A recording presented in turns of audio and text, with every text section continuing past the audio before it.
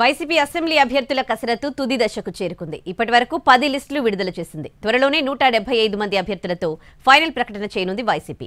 10వ జాబితాలో మచిలీపట్నం పార్లమెంట్, అవనిగడ్డ అభ్యర్థులను మార్చేసింది. అసెంబ్లీ ఎన్నికలకు వైసీపీ సన్నద్ధమవుతోంది. డిసెంబర్ నుంచి అసెంబ్లీ ఎన్నికలకు నియోజకవర్గాలకు అభ్యర్థుల్ని ఖరారు చేస్తూ వస్తోంది. మళ్లీ అవసరమైన చోట నియోజకవర్గాల్లో మార్పులు చేర్పులు చేపడుతోంది.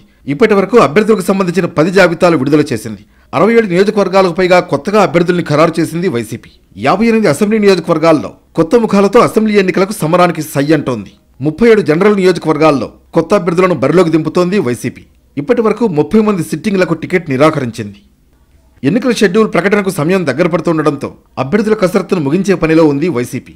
గుంటూరు, విజయనగరం, ఉభయ గోదావరి జిల్లాల్లో కొన్ని నియోజకవర్గాల్లో అభ్యర్థుల విషయంలో ఓ నిర్ణయానికి రావాలని హైకమాండ్ భావిస్తోంది. 10వ జాబితాలో అవనిగడ్డ ఇన్ఛార్జిగా సింహాద్రి రమేష్ బాబు, మచిలీపట్నం పార్లమెంట్ సమన్వయకర్తగా చంద్రశేఖరరావును నియమించింది. గతంలో రమేష్ బాబును మచిలీపట్నం పార్లమెంటుకు, చంద్రశేఖర్ను అవనిగడ్డ అసెంబ్లీ ఇన్ఛార్జిగా పెట్టింది. తాజాగా వారిద్దరి స్థానాలను మార్చేసింది.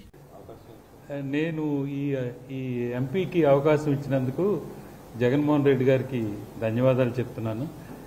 ఏంటంటే ఇంతకాలం చాలా కాలం నుంచి ఈ రాజకీయాలలో అలవాటు ఉంది, అంతేగాని ప్రత్యక్ష రాజకీయాలు ఎప్పుడు చేయలేదు. నేను త్వరలోనే అధికారికంగా 175 అసెంబ్లీ నియోజకవర్గాలకు అభ్యర్థులను ప్రకటించేందుకు వైసీపీ సిద్ధమవుతోంది. టీడీపీ, జనసేన, బీజేపీ పొత్తుల్లో సీట్లు తేలిన తర్వాత అవసరమైన చోట్ల అభ్యర్థులను మార్చే అవకాశం ఉంది.